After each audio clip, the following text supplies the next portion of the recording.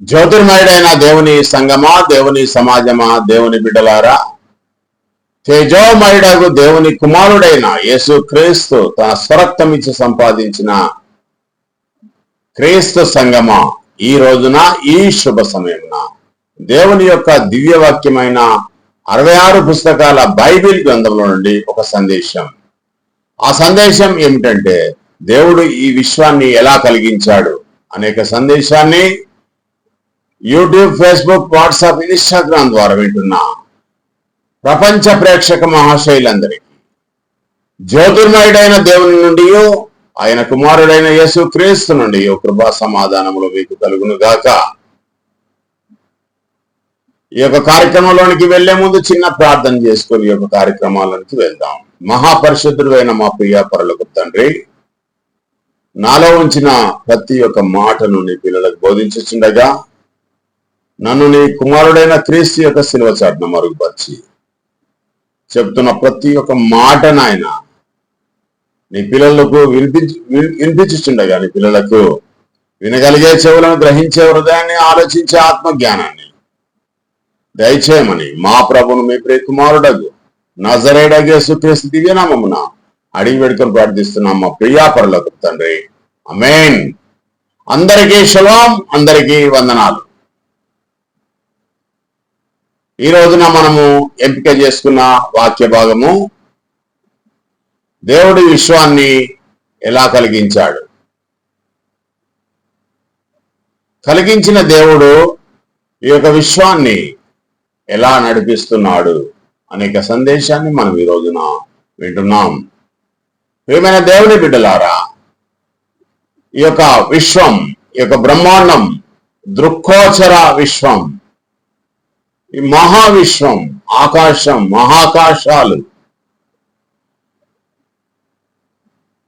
ఈ యొక్క వీటిలో ఉన్న సమూహాలను తెలియజేసే శాస్త్రమే ఖగోళ శాస్త్రం లేక అంతరిక్ష శాస్త్రం.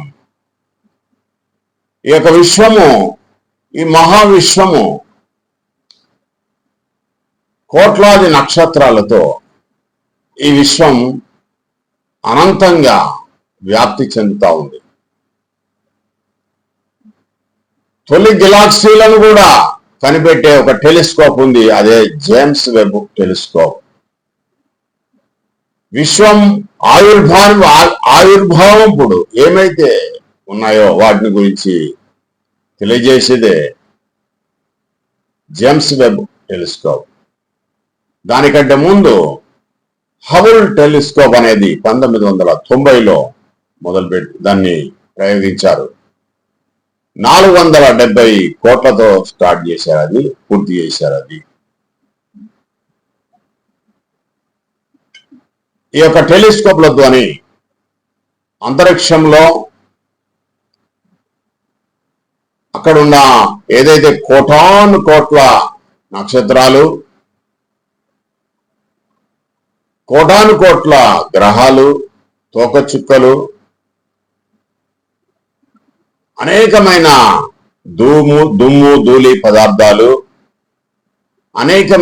అనేకమైనవి ఆకాశంలో ఉన్నాయి, విశ్వంలో ఉన్నాయి, ఈ బ్రహ్మాండంలో ఉన్నాయి. వాటిని గురించి అనేక మంది సైంటిస్టులు, ఇంజనీర్లు,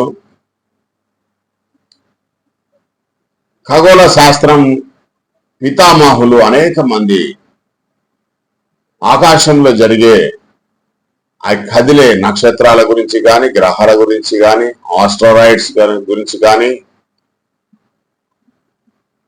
అనేకమైన ఆ బిందువుల గురించి కానీ తెలుసుకుంటా ఉంటారు.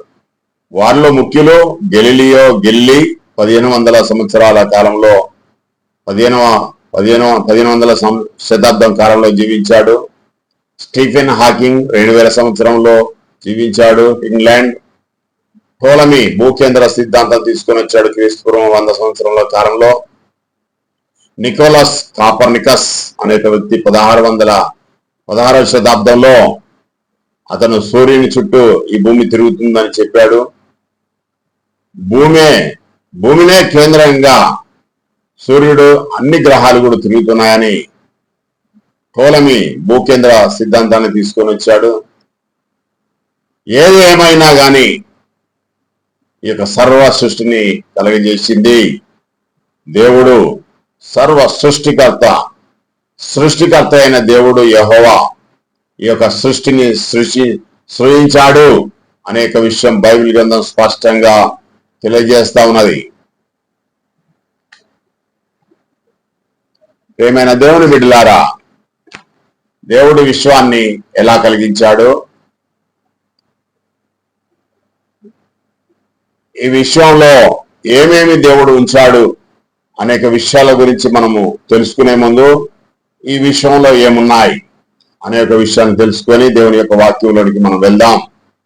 మనకు కనిపించే ఆకాశంలో కోటాను కోట్ల నక్షత్రాలు ఉన్నాయి, గ్రహాలు ఉన్నాయి, తోక చుక్కలున్నాయి, అంతరిక్ష పదార్థాలున్నాయి, అంతరిక్ష సముదాయాలు ఉన్నాయి. వీటన్నిటిని కలిసి విశ్వం అంటాం, లేక ప్రపంచం అంటాం, లేకుంటే బ్రహ్మాండం అంటాం, లేకుంటే దృక్కోచర విశ్వం అంటాం. ఈ కనబడే విశ్వంలో గ్రహాలు ఎన్ని ఉన్నాయి అని మనము ఆలోచన చేసినట్టయితే ఒకటి పక్కకు 3 పక్కకు 25 సున్నాలు పెడితే ఆ సంఖ్యను ఏమని పిలుస్తారో అవి అన్ని గ్రహాలు ఉన్నాయి అని కొంతమంది పరిశోధకులు తెలియజేస్తున్నారు. స్టార్స్ ఎన్నున్నాయి అంటే సూర్యుడు లాంటి స్టార్స్, సూర్యుని కంటే కొన్ని వందల రెట్లు, కొన్ని వేల రెట్లు సైజులు పెద్దయి, అంతకంటే చిన్నవి కూడా నక్షత్రాలు, కోటాను కోట్ల నక్షత్రాలు ఉన్నాయి. ఈ నక్షత్రాల గుంపంతా కలిసి, కొన్ని కోట్ల నక్షత్రాల గుంపంతా కలిసి గెలాక్సీలు అంటాం. ఎన్ని గెలాక్సీలు ఉన్నాయి అని అంటే 2 లక్షల కోట్ల గెలాక్సీలు ఈ యొక్క విశ్వంలో ఉన్నాయి అని సైంటిస్టులు తెలియజేశారు, శాస్త్రజ్ఞులు తెలియజేశారు. మన నక్షత్ర మండలము పేరు ఏంటంటే పాలపుంత నక్షత్ర మండలము. 200 బిలియన్ నక్షత్రాలు ఈ యొక్క పాలపుంత మండలంలో ఉన్నాయి. వేల కోట్ల గెలాక్సీలు ఈ యొక్క విశ్వంలో ఉన్నాయి. కోటాను కోట్ల గెలాక్సీలు ఉన్నాయి. ఒక్కొక్క గెలాక్సీ 100 బిలియన్ నక్షత్రాల నుండి 1 ట్రిలియన్ నక్షత్రాల వరకు ఒక్కొక్క గెలాక్సీలో ఉంటాయి. ఈ గెలాక్సీలను గాని, ఈ యొక్క గ్రహాలను గాని, నక్షత్రాల సమూహాలను గాని అన్నిటిని కూడా పరిశోధన చేసే టెలిస్కోప్లు ఏమిటంటే హబుల్ టెలిస్కోప్, లేక ఇంకొక టెలిస్కోప్ జేమ్స్ వెబ్ టెలిస్కోప్. ఇవన్నీ కూడా ఈ యొక్క విశ్వంలో ఉండి అన్నిటినీ ఫోటో తీసి ఇవి ఈ విధంగా ఉన్నాయి అని మనకు తెలియజేస్తా ఉన్నారు శాస్త్రజ్ఞులు. వాటి ద్వారా దేవుడు అంత్య దినములలో తెలివి అధికమగునని డానియేలు గ్రంథంలో 12వ అధ్యాయంలో 3వ వచనంలో తెలియజేసిన విధంగా దేవుడు జ్ఞానము మనుషులకు ఇచ్చాడు.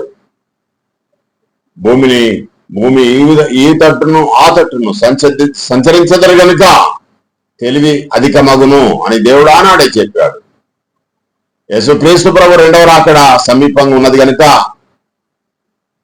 ఈ యొక్క చివరి దినాలలో దేవుడు జ్ఞానాన్ని, ఈ భూలోక జ్ఞానాన్ని దేవుడు మనుషులకు ఇచ్చాడు గనుక అనేక మంది శాస్త్రజ్ఞులు, పరిశోధకులు ఈ ఆకాశంలో ఉన్నవన్నిటిని కూడా తెలుసుకోవాలని ఎంతో ప్రయత్నం చేసి అనేకమైన విషయాలు తెలుసుకున్నారు ప్రియమైన దేవుని బిడ్డలారా. కానీ వారికి తెలిసిన ఆకాశంలో, బ్రహ్మాండంలో, విశ్వంలో ఇవన్నీ ఒకటే పేర్లు. ఈ దృక్కోచర విశ్వం ఏదైతే ఉందో, ఈ విశ్వం వ్యాప్తి చెందుతున్న ఈ విశ్వంలో ఏదైతే ఉందో, ఇంతవరకు ఎవరు కూడా చివరి గోడ అవతలి వరకు చేరలేదు. ఈ విశ్వంలో ఉన్న ఈ మానవులు ఎవరైతే ఉన్నారో వారికి ఎంత తెలివి పెరిగినా గాని దేవుడు కలుగజేసిన సృష్టిలో ఒక 5% కూడా తెలుసుకోలేకపోయారు. ఈ కంటికి కనపడేది మనుషులు తయారు చేసిన ఎన్ని టెలిస్కోప్లు కానీ, ఎన్ని రాకెట్ల ద్వారా ఇక్కడిక్కడికి పంపించినా, ఎన్ని ప్రయోగాలు చేసి ఎన్ని చిత్రాలు తీసినా గాని వారికి కంటికి కనిపించింది ఇప్పుడు ఒక 5% మాత్రమే. ఇంకా 95% ఇంకా తెలుసుకోవలసిన ఆవశ్యకత ఏర్పడింది. ఇంకా కొన్ని వేల కోట్ల సంవత్సరాలు వాళ్ళు ఎన్ని ప్రయత్నాలు చేసినా గాని వారి వల్ల కాదు. కొన్ని కోటాను కోట్ల నక్షత్రాలు, కోటాను కోట్ల గెలాక్సీలు ఈ యొక్క దృక్కోచర విశ్వంలో మనుష్యుడు తెలుసుకున్నది 5% మాత్రమే. ఇంకా 95% తెలుసుకోవాల్సిన ఆవశ్యకత ఏర్పడింది. కానీ మనుషులకు అసాధ్యం అని చేతులు ఎత్తేశారు శాస్త్రజ్ఞులు. దేవుడు మనిషి తనాకారంగా సూచించబడిన ఈ మానవులు కాబట్టే ఇంతైనా తెలుసుకోగలిగారు ఈ యొక్క 5% మాత్రం. ప్రియమైన దేవుని బిడ్డలారా, ఈ యొక్క మనము నివసిస్తున్న ఈ పాలపుత్త నక్షత్ర మండలంలో 20,000 నుంచి 30,000 బిలియన్ నక్షత్రాలు ఉన్నాయి. సూర్యుడు లాంటి నక్షత్రాలు. ప్రియమైన దేవుని బిడ్డలారా, దేవుడు ఈ భూమిని ఈ సూర్యుడు అనేక యొక్క నక్షత్ర మండలం తిరగడానికి, దాని చుట్టూ తిరిగే ఒక భూమిగా దేవుడు ఉంచాడు. భూమి తన చుట్టూ తాను తిరుగుతూ సూర్యుని చుట్టూ తిరుగుతా ఉంది. భూమి చుట్టూ చంద్రుడు తిరుగుతా ఉన్నాడు. దేవుడి యొక్క భూమిని మనుషులకు నివాసయోగ్యంగా ఇచ్చాడు. మనుషులకు జ్ఞానం ఇచ్చాడు, బుద్ధి ఇచ్చాడు, తెలివిచ్చాడు. కానీ వాటన్నిటిని కూడా జ్ఞానానికి ఉపయోగించుకుంటున్నారు ఈ లోక జ్ఞానం ప్రకారంగా. కానీ దేవుణ్ణి జ్ఞాపకం చేసుకోక, దేవుని యొక్క జ్ఞానాన్ని పరిశోధించక, బైబిల్ గ్రంథంలో ఉన్న మాటలను పరిశోధించక, మేమే జ్ఞానవంతులమని అజ్ఞానంలోనికి జీవిస్తున్నారు, మరణమైపోతున్నారు, నరకానికి దారి తీసుకొని వెళ్తున్నారు. ప్రియమైన దేవుని బిడ్డలారా, మనకైతే దేవుడు మంచి జ్ఞానాన్ని ఇచ్చాడు. కనుక మనము దివారాత్రము దేవుని యొక్క ధర్మశాస్త్రమైన ఈ జీవ గ్రంథాన్ని మనం చదువుకొని బైబిల్లోని అనేకమైన విషయాలు నేర్చుకుంటున్నాం. ప్రియమైన దేవుని బిడ్డలారా, వాక్య భాగంలోనికి మనం వెళ్దాం. యాకోబు పత్రిక 3వ అధ్యాయం 6వ వచనంలో, యాకోబు అంటే ఎవరు అనంటే యేసుక్రీస్తు ప్రభుకు స్వయాన తమ్ముడు. యోసేపు మరియలకు పుట్టిన వ్యక్తి. యేసుక్రీస్తు ప్రభుకు తమ్ముడవుతాడు. అతడు రాసిన పత్రిక యాకోబు పత్రిక 3వ అధ్యాయం 6వ వచనంలో ప్రకృతి చక్రము అంటున్నాడు. ఇప్పుడు మనము ఎవరైతే చెప్పుకుంటున్నామో, శాస్త్రజ్ఞుల పేర్లు ఏమైతే చెప్పుకుంటున్నామో, అంతరిక్ష శాస్త్రజ్ఞుల గురించి ఎవరైతే చెప్పుకుంటున్నామో వారందరూ కూడా 15వ శతాబ్దము, క్రీస్తు శకము 1500, 1600, 1800, స్టీఫెన్ హాకింగ్ అయితే 2000 సంవత్సరాలు. ఇగో ఈ కాలంలో మాత్రమే తెలియజేశారు.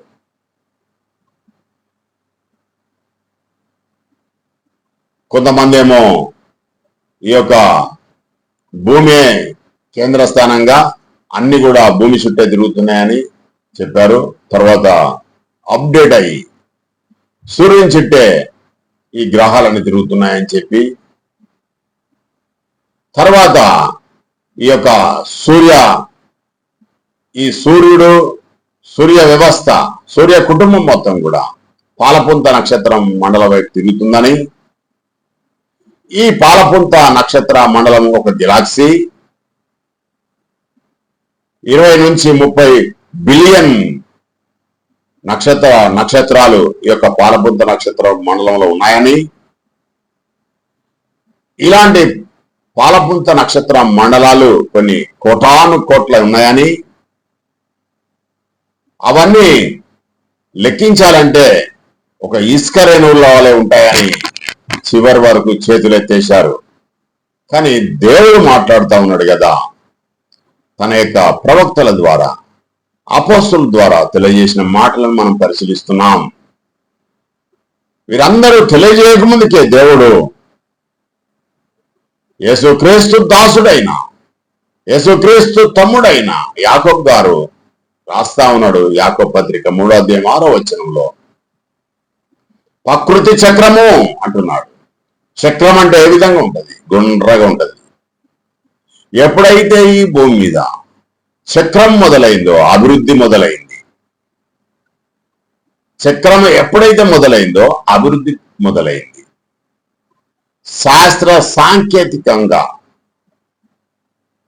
అభివృద్ధి చెందింది ప్రపంచం మొత్తం కూడా. చక్రం ఎప్పుడైతే కనిపెట్టారో అప్పటి నుంచి ప్రపంచ యొక్క దశ దిశ అభివృద్ధి మొదలైంది. దేవుని బిడ్డలారా, మనం వాడే యంత్రాలన్నింటిలో కూడా చక్రం లాంటి పదార్థాలు ఉంటాయి. మిషనరీ మొత్తం చక్రం మీదనే ఆధారపడింది.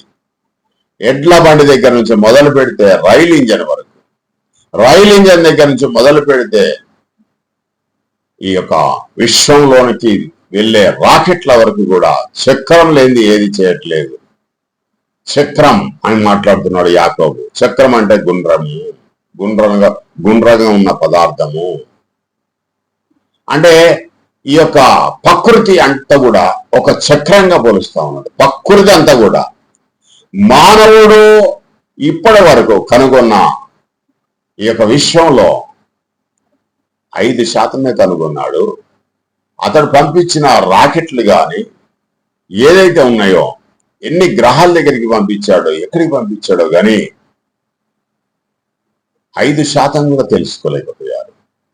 ఈ చివరి వరకు చేరాలంటే వారి వల్ల కాదని చేతులు ఎత్తేశారు. వారికి కనబడని ఇంకా చాలా ఉన్నాయి.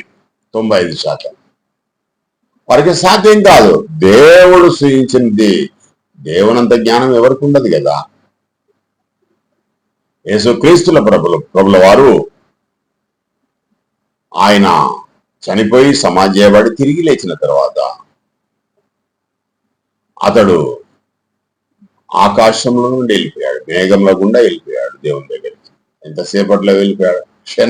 క్షణమే. అంటే దేవుని దగ్గరికి వెళ్ళడానికి ఒక క్షణం లోపలే వెళ్ళిపోయాడు యేసుక్రీస్తు ప్రభు.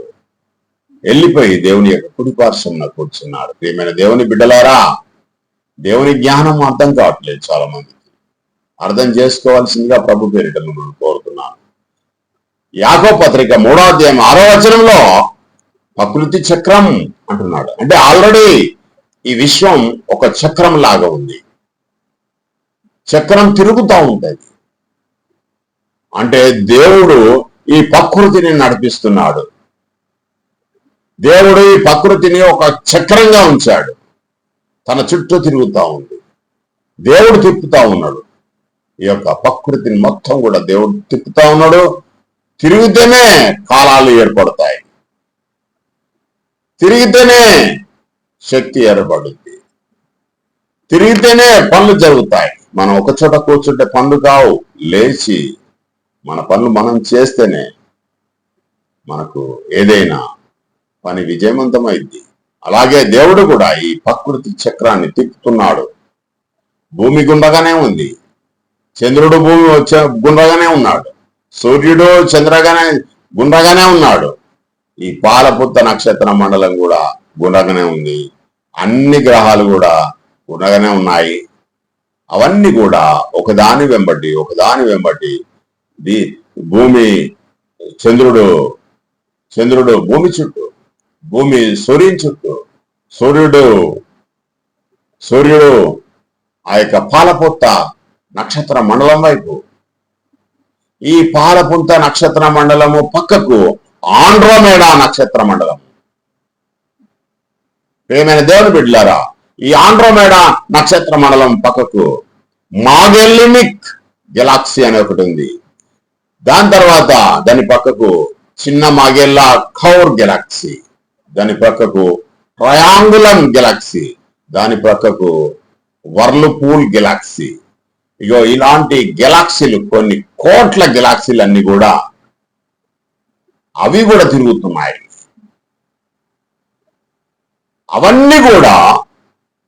అవన్నీ కూడా వాటన్నిటిని కూడా దేవుడు తిప్పుతున్నాడు. ఇగో ఇంత పెద్ద ఈ యొక్క వ్యవస్థ ఉంది.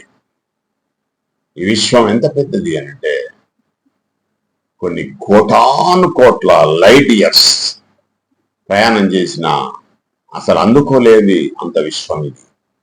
కానీ దేవుడు విశ్వాన్ని తిప్పుతా ఉన్నాడు. ఎవరి కొరకు?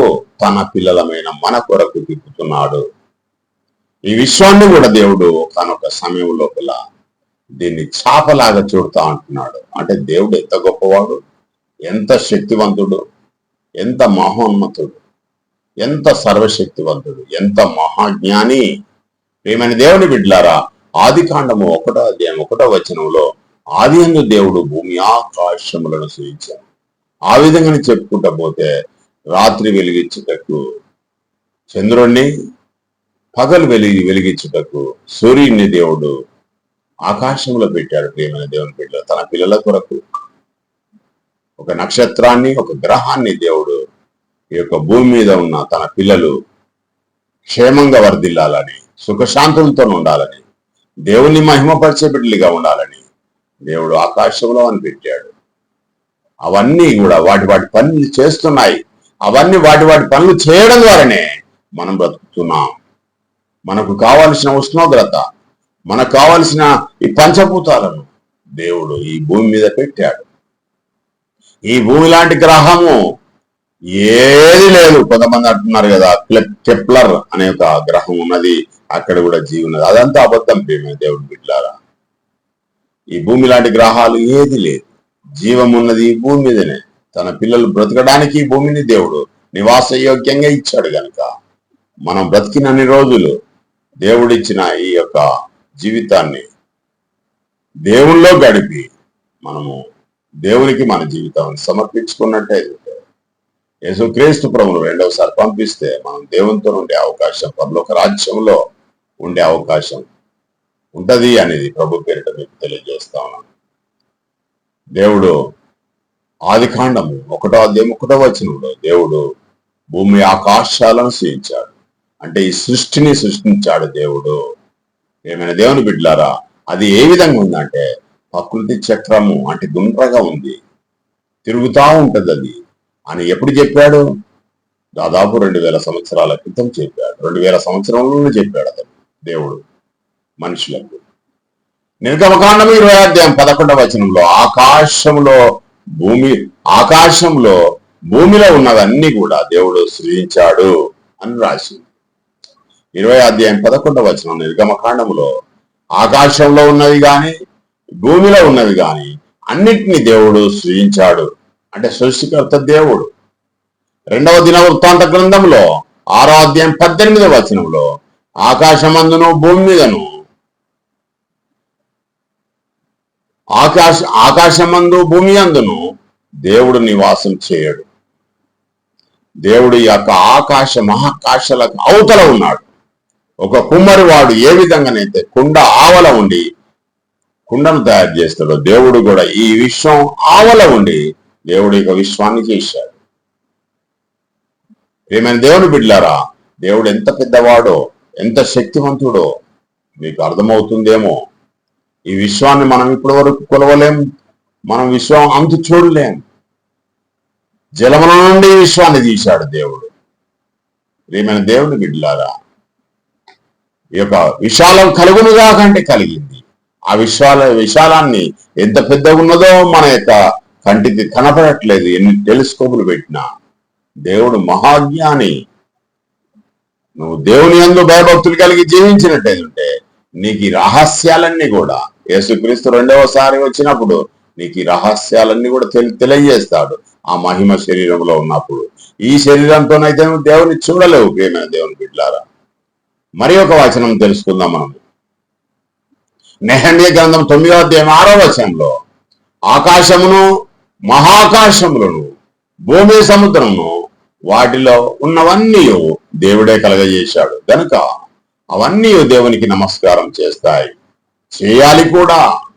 ప్రియమైన దేవుని బిడ్డలారా, ఆకాశంలో ఉన్న ఈ కోటాను కోట్ల నక్షత్రాలు, కోటాను కోట్ల గ్రహాలు, కోటాను కోట్ల ఈ యొక్క నక్షత్ర మండలాలు, ఇవన్నీ కూడా దేవునికి స్తుతి యాగం చేయాలి, దేవుణ్ణి మహిమపరచాలి, దేవునికి నమస్కారం చేయాలి, సాష్టాంగ నమస్కారం చేయాలి. ఏమైనా దేవుని బిడ్డలారా, దేవుడు అందుకనే కలగజేశాడు, తన కీర్తి కోసం మనుషులను తయారు చేశాడు.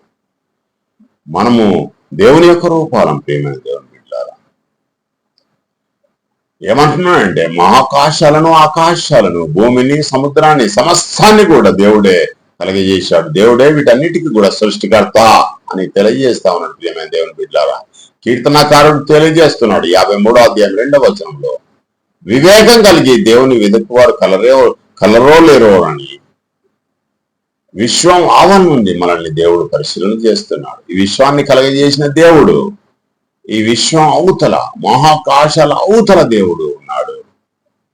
దేవునికి ఆకాశం, ఈ విశ్వం పట్టదు. ప్రియమైన దేవుని బిడ్డలారా, ఆవల నుండి మనం ఏం చేస్తున్నామో అని మనం అందరినీ కూడా ఒక సీసీ కెమెరాలో చూసినట్టుగా చూస్తున్నాడు. ఆయన నుంచి మనం తప్పించుకోలేం.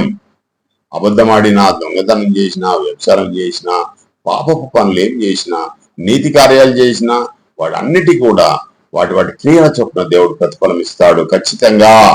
అందుకని భయభక్తులు కలిగి జీవించాలి. దేవుడు ఎంత గొప్పవాడు, దేవుడు శక్తివంతుడు, శక్తివంతుడు ఆయన. సర్వ విశ్వాన్ని కలగజేసి ఆయన విశ్వానికి సృష్టికర్తగా ఉండి ఈ యొక్క కలగజేసిన ఈ విశ్వాన్ని మన కొరకు దేవుడు నడిపిస్తున్నాడు. ప్రియమైన దేవుని బిడ్డలారా, మనం కలగక ముందుకే దేవుడు మన కొరకు ఈ విశ్వాన్ని సిద్ధం చేసి పెట్టాడు. మనల్ని పుట్టించి ఈ విశ్వాన్ని ఏలమన్నాడు దేవుడు.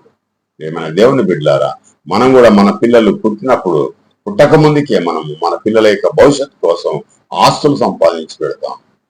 పుట్టే ముందు అన్ని వస్తువులు కొనిపెట్టుకుంటాం. మనం అవసరానికి ఏ టైం ఎట్లుంటుందోనని మనం అన్ని అవసరాలకు కావాల్సిన వస్తువులన్నింటి తయారు చేసుకుంటాం, భోజనాలు అన్ని ఏర్పాటు చేసుకుంటాం.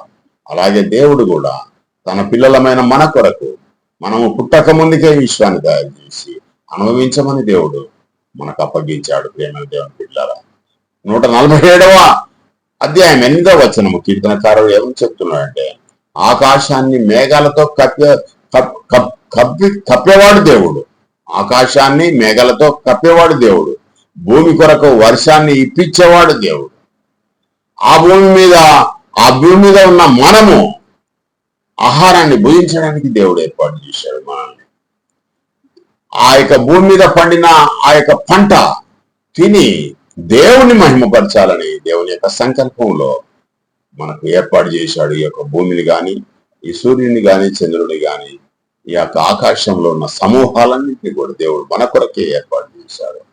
ఆకాశాన్ని మేఘాలతో నింపుతున్నాడు, భూమి కొరకు వర్షాన్ని ఇస్తున్నాడు. ఆ ఇచ్చిన వర్షం ద్వారా భూమి పంట పండుతుంది. ఆ పంట పండిన భూమి మనకు ఆహారం అవుతుంది. ఆ ఆహారము మనము తిని తృప్తి పొంది దేవుని వెతుక్కుంటూ, దేవుని మహిమపరుచుకుంటూ, దేవుని యొక్క కీర్తిని దేవుని యొక్క ప్రతిష్టను మనం గొప్ప చేయాలని దేవుడు సంకల్పిస్తున్నాడు. ప్రియమైన దేవుని బిడ్డలారా, ఏమర్థమవుతుంది మనకు? ఈ సృష్టిని సృజించింది దేవుడు. ఈ సృష్టిని సృజించి దేవుడు నడిపిస్తున్నాడు. ఆ యొక్క అనుభవ ఫలాన్ని మనం పొందుతున్నాం. అంత గొప్ప దేవుడు, ఆకాశ మహాకాశాలను కలగజేసిన దేవుడు. ఈ విశ్వం కలిగింది అని కొంతమంది ఏమంటున్నారంటే 1380 కోట్ల సంవత్సరాల క్రితము ఈ యొక్క భూమి కలిగింది, ఈ యొక్క సృష్టి కలిగింది. 480 కోట్ల సంవత్సరాల క్రితము ఈ భూమి ఏర్పడింది. దాదాపుగా ఒక 1300 కోట్ల సంవత్సరాలు భూమి యొక్క సముద్రంలో ఒక శరీరం ఏర్పడ్డది, అణువులుగా ఏర్పడి కణాలుగా ఏర్పడి అనేకమైన చిన్నగా ఆ యొక్క ప్రాణజీవి ఏర్పడింది. వాటి నుంచి కాలక్రమేణంగా మారింది అని కొంతమంది చెప్తా ఉన్నారు. ఈ యొక్క భూమి మండే అగ్ని కణం సూర్యుని నుంచి వేరై, ఆ విశ్వం నుంచి వేరై భూమి మీద పడి కొన్ని వందల సంవత్సరాలు, కోట్ల సంవత్సరాలు అది ఆరిపోయిన తర్వాత భూమిగా ఏర్పడి ఆ భూమి మీద ఈ ప్రాణజీవిగా పుట్టిందని కొంతమంది చెప్తున్న వాదన సరి అయింది కాదు. బిగ్ బ్యాంగ్ థియరీని చెప్తున్నారు వాళ్ళు. ఏదో ఒక శబ్దం వచ్చింది, అది ఆ శబ్దము వేరువేరుగా అయి వ్యాప్తి చెందుతా ఉన్నది అని చెప్తా ఉన్నారు. దాదాపు 1380 సంవత్సరాల క్రితం ఈ యొక్క సర్వ సృష్టి కలిగింది, తనంతట తానే కలిగింది, దాన్ని ఎవడు కలగజేయలేడు అనే యొక్క దేవుడు లేడు అని చెప్పి కొంతమంది శాస్త్రజ్ఞులు ఆ విధంగా దేవుని యొక్క ఆ శక్తిని వారు ఒప్పుకొనక, దేవుని యొక్క ప్రభావానికి ఒప్పుకోక వారి యొక్క హృదయంలో పుట్టిన ఆలోచనలను అందరికీ రుద్దుకుంటూ మనుషులను భయభ్రాంతులను చేసి దేవుని నుంచి దూరం చేసి వారు కూడా చనిపోయి భూమిలోనికి వెళ్ళిపోయి నరకానికి పాత్రులుగా అవుతున్నారు. ప్రియమైన దేవుని బిడ్డలారా, వారిని నమ్ముకున్న వాళ్ళంతా కూడా యేసుక్రీస్తు ప్రభు రెండవ రాకట్లో కనుమరుగైపోతారు. దేవుణ్ణి వెతుకువారు కలరో లేరోనని ఆకాశం నుంచి దేవుడు సూచిస్తున్నాడు. నా భక్తులు ఎవరు, నా గురించి ఎవరు మాట్లాడుకుంటారు? యెహోవా యందు భయభక్తులు గల వారు ఒకరితో ఒకరు మాట్లాడుకుంటుండగా యెహోవా చెవి ఆలకించెను. దుష్ట సాంగత్యము మంచి నడవడికను చెరుపును అంటున్నాడు దేవుడు. మంచి ప్రవర్తన కలిగిన వారై యెహోవా యందు భయభక్తులు కలిగి ఈ లోకంలో జీవించి తన దేహంలో తన ఆత్మ ఉన్నన్ని రోజులు దేవుడు ఇంత గొప్ప విశ్వాన్ని మన కొరకు తయారు చేశాడు. మనం అనుభవించి ఒక సత్యమైన విధంగా, ఒక పరిశుద్ధమైన, పవిత్రమైన, నిర్దోషమైన గొర్రెపిల్ల, దేవుని యొక్క గొర్రెపిల్ల అయిన యేసుక్రీస్తు ప్రభు యొక్క జీవితం ఎలా ఉన్నదో అలాంటి జీవితం జీవించినట్లయితే, యేసుక్రీస్తు ప్రభును దేవుడు ఏ విధంగానైతే లేపి తన కుడి పార్శ్వమున కూర్చొని పెట్టుకొని ఉన్నాడో, ఆ కూర్చోబెట్టుకొని ఉన్న యేసును రెండవసారి భూమి మీదకి పంపించినప్పుడు దేవుని యందు భయభక్తులు కలిగి క్రీస్తు మార్గంలో నడిచిన ప్రతి ఒక్కరికి కూడా దేవుడు జీవాన్ని ఇస్తాడు యేసుక్రీస్తు ద్వారా. ఈ మాటలు నమ్మి మన బ్రతుకు జీవితంలో ఎవరైతే యేసుక్రీస్తు ప్రభుని గాని దేవుని గాని ఎవరైతే నమ్మకుండా లోకానుసారంగా జీవిస్తున్నారో వారి యొక్క నడవడిక ప్రకారం మనం నడవకుండా, వారి దారిలో మనం నడవకుండా క్రీస్తు మార్గంలో నడిచి దేవుని యొక్క కృపను పొందవలసిందిగా ప్రభు పేరుతో కోరుతూ ఈ మాటలు ఇంతటితో ముగిస్తున్నాను. ఈ మాటలు దేవుడు దీవించుగాక. చిన్న ప్రార్థనతో ఈ యొక్క కార్యక్రమాన్ని మనం ముగిద్దాం. మహాపరిశుద్ధుడు అయిన మా ప్రియా పరలోకపు తండ్రి, నీ నామమునకెనలేని స్తుతులు స్తోత్రములు చెల్లించున్నాను తండ్రి. చెప్పాలనుకున్న ప్రతి మాటని పిల్లలకు బోధించాను ఆయన తండ్రి. వాటిని విడిచిపెట్టేవారు ఉండకుండా వాటి ప్రకారంగా జీవించి నిన్ను గొప్ప చేసి, నీ కుమారుడైన యేసుక్రీస్తు ప్రభువును గొప్ప చేసి ఆయన మార్గంలో జీవించి నీకు ప్రియ పిల్లలుగా ఈ లోకంలో జీవించి నిత్య జీవాన్ని పొందే హక్కుదారులుగా ఉండడానికి సాయం చేయమని మా ప్రభువును మీ ప్రియ కుమారుడకు నజరేయుడైన యేసుక్రీస్తు దివ్యనామమున అడిగి వేడుకొని ప్రార్థిస్తున్నాం మా ప్రియా పరలోకపు తండ్రి. ఆమేన్. తండ్రి అయిన దేవుని యొక్క ప్రేమ, కుమారుడైన యేసుక్రీస్తు ప్రభు కృప, పరిశుద్ధాత్మ యొక్క అన్యోన్య సహవాసం విన్నని పిల్లలందరి మీదను, నా మీదను, నా కుటుంబం మీదను, సమస్త పరిశుద్ధులందరి మీదను ఉండును గాక. ఆమేన్.